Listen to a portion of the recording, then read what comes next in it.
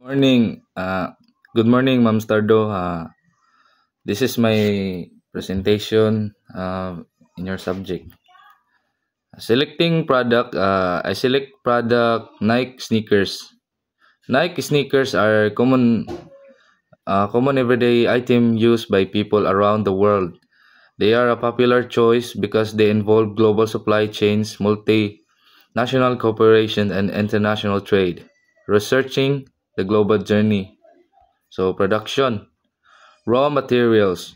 The materials for Nike sneakers come from different parts of the world. Rubber may be sourced from the Asian countries like Thailand and Indonesia. Cotton from the USA and synthetic materials from China.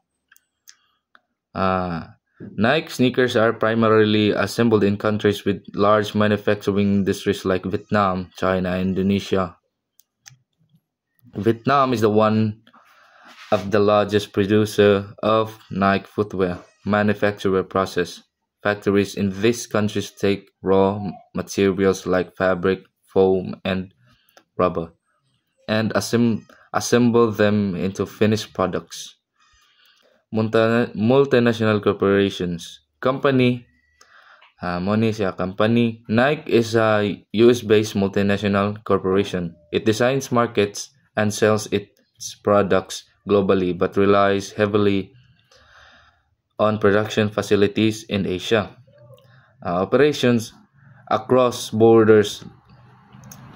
Nike outsources its manufacturing to countries with lower labor costs, such as Vietnam and Indonesia, and uses an extensive network of suppliers for raw materials.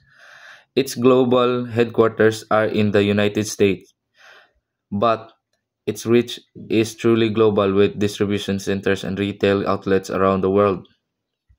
International trade. Exporting from Asia, Nike sneakers are shipped from factories in Vietnam or China to various countries, including the Philippines. This involves shipping via sea routes, with the sneakers passing through various logistics hubs. Trade policies.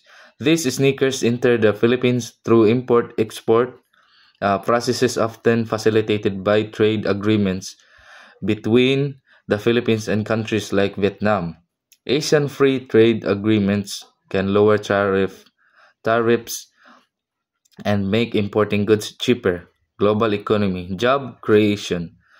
Countries like Vietnam benefit from the jobs created by Nike's manufacturing plants, which provide employment to thousands of workers. Challenges.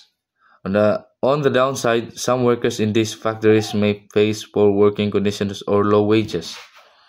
Environmental concerns arise from the production process, such as the pollution from rubber processing for the carbon footprint of shipping products globally.